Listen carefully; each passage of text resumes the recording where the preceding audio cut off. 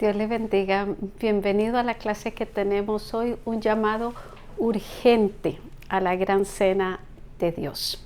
Un banquete de Dios donde hay lugar para todos. Mateo lo presenta como una fiesta de bodas que el rey hizo a su hijo.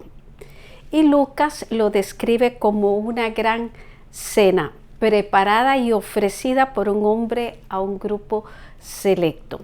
En ambos evangelios, la parábola tiene el objetivo de lamentar profundamente la actitud negativa de los judíos al rechazar el llamado de Dios por medio del evangelio. Pero también demostrar el plan de Dios de llamar a los gentiles. Cuando decimos gentiles, se está refiriendo a los que no son judíos, a disfrutar de este banquete que inicialmente fue preparado para los judíos. Lucas nos destaca el gran deseo del Padre, que han sido las repetidas oportunidades que da para llenar su gran mesa. También la segunda invitación, una búsqueda que no se rinde de hacer partícipes de su gracia a los menos dignos. Punto 1. La evangelización es una invitación a la cena de Dios. ¿Qué significa comer pan en el reino de Dios? Vamos a estar en Lucas 14, a partir del verso 15. Todo comenzó en un día de reposo en la casa de un gobernante fariseo, quien invitó a Jesús a uno de sus banquetes junto con un grupo de grandes personalidades de aquella ciudad. Verso 15 dice: oyendo esto, uno de los que estaban sentados con él en la mesa le dijo: bienaventurado el que coma pan en el reino de Dios.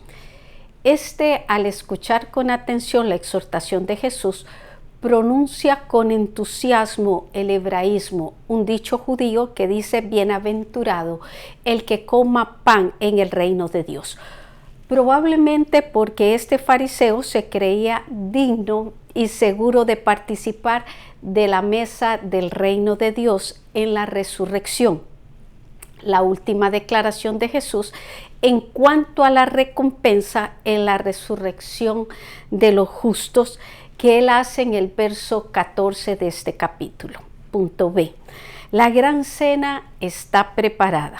El llamado es urgente. Verso 16. Entonces Jesús le dijo: un hombre hizo una gran cena y convidó a muchos. Dios prepara la cena, se establece la bondad y la generosidad de un hombre, llamado en el verso 21 padre de familia, y a quien Mateo designa como un rey en el capítulo 22 y en el verso 2. Se nos permite deducir que este generoso personaje simboliza a Dios Padre y o a Jesús mismo. El Evangelio es la forma de llamar a la cena, y tres de las razones para comparar el Evangelio del reino de Dios con una gran cena son: una, porque nos provee alimento y sustento espiritual. David en el Salmo 23, verso 5 cantó: aderezas mesa delante de mí en presencia de mis angustiadores. Y Jesús en Apocalipsis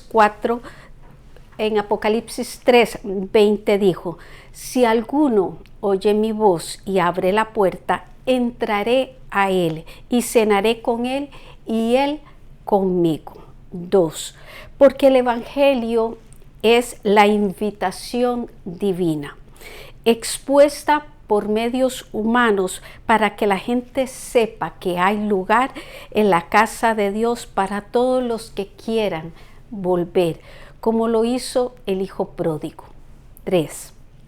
La comunión que se da entre el anfitrión y sus invitados.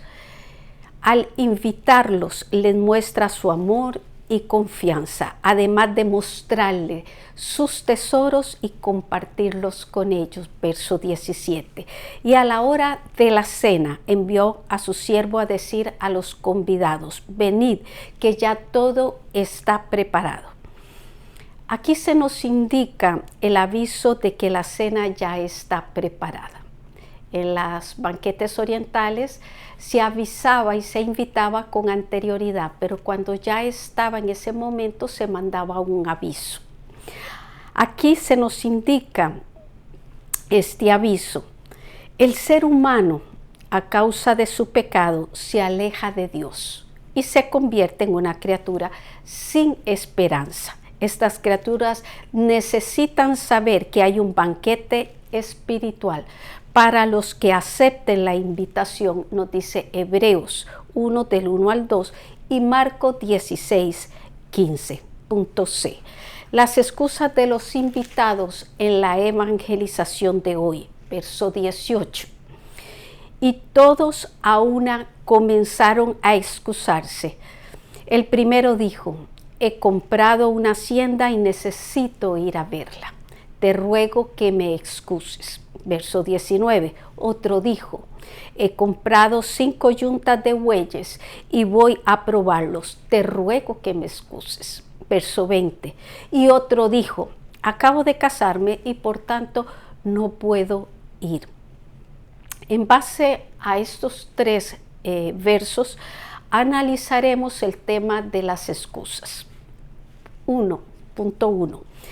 El ser humano se abusa de su libertad. El pecador no solo será condenado por su pecado, sino por no haber aceptado la gracia que Cristo nos da en su muerte en la cruz, la cual no solo nos liberta del pecado, sino del poder que éste ejerce sobre nosotros. 2. Las excusas nacen en el corazón. Vemos que las excusas en los versos del 18 al 20 varían, pero el origen es el mismo. Las excusas también escalan. Miren, el primero se cree en la necesidad absoluta de rehusar. El segundo tiene algo que hacer y el tercero se siente disculpado, o sea que ya ni se disculpa por su matrimonio. Veamos que estos motivos que ellos ponen son honorables, legítimos y hasta aplaudibles a los ojos de los hombres. Se refieren a sus posesiones y a sus afectos familiares. El asunto es que no hay incompatibilidad entre estas cosas y la comunión con Dios, lo que deja estas excusas como pretextos sin sentido y diciendo que el verdadero obstáculo está en otra parte, en el corazón de cada uno de ellos. 3. ¿Por qué inventamos las excusas? Por lo general son para cubrir faltas, proteger el ego y no dejarlo al descubierto. Lo que debemos recordar cuando tengamos la tentación de hacerlo es que Dios mira al corazón, nos dice primera de Samuel 16, 7. Y no hay cosa creada que no sea manifiesta en su presencia, nos dice Hebreos 4, 13. Cuarta punto. ¿Qué son realmente las excusas? Muchas, si no todas, son pretextos para no obedecer a Dios. Por ejemplo, ¿quién compra una hacienda sin verla? ¿O quién compra 5 yuntas de bueyes sin probarlos? ¿Y quién como recién casado no puede aceptar la invitación de un banquete? La reflexión es: ayudemos y ayudémonos a descubrir el verdadero origen de nuestras motivaciones y nuestras excusas. Punto 5. Las excusas más comunes para no aceptar el mensaje del Evangelio. Dice una, soy demasiado pecador. Acá en la pantalla van a ver la cita bíblica con que ustedes pueden acompañar cada una de estas razones. No entiendo las escrituras. Los cristianos son hipócritas. No creo poder vencer las tentaciones. Yo soy mejor que muchos cristianos. Ahora no puedo. Lo haré más tarde. Dios es bueno. No creo que condene a nadie. Dios no se mete en la vida de nadie. No creo que exista Dios. He llegado a mi primera pregunta que dice, ¿cuáles son las 3 razones por las cuales se puede comparar el Evangelio con una gran cena? Punto 2. El significado escatológico universal de la gran cena. El privilegio de los líderes judíos es dado a los despreciables del pueblo. Seguimos en Lucas 14, ahora en el verso 21. Dice, vuelto el siervo, hizo saber estas cosas a su señor. Entonces, enojado, el padre de familia dijo a su siervo, ve pronto por las plazas y las calles de la ciudad y trae aquí a los pobres, a los mancos, los cojos y los ciegos. Los convidados iniciales fueron los judíos. A ellos se les dio primero en la palabra. Ellos con sus excusas y pretextos rechazaron el mensaje y los medios de salvación ofrecidos por nuestro Señor Jesucristo. Esta respuesta abre la puerta a la segunda invitación, quienes eran a los que estaban en las plazas y en las calles de la ciudad. Jesús en Lucas 7, 22 le dice a los enviados por Juan el Bautista, díganle que a los pobres es anunciado el evangelio, aquellos que en su miseria material han llegado a ver su pobreza moral.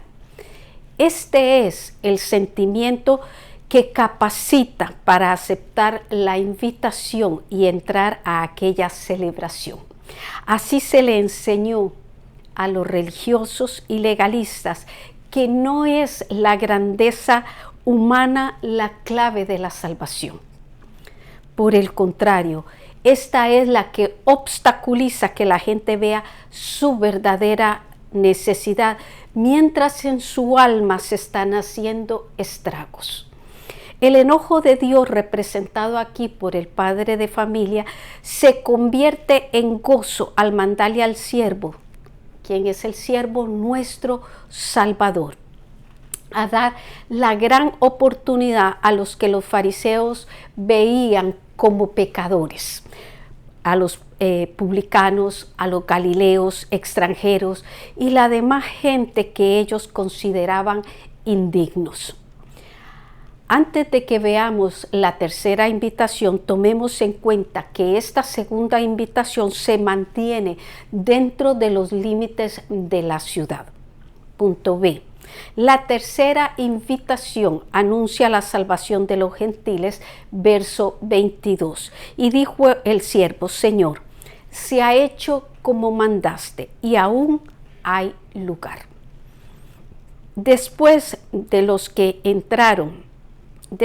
que entraron los de la segunda invitación, dice el siervo que todavía quedaba lugar.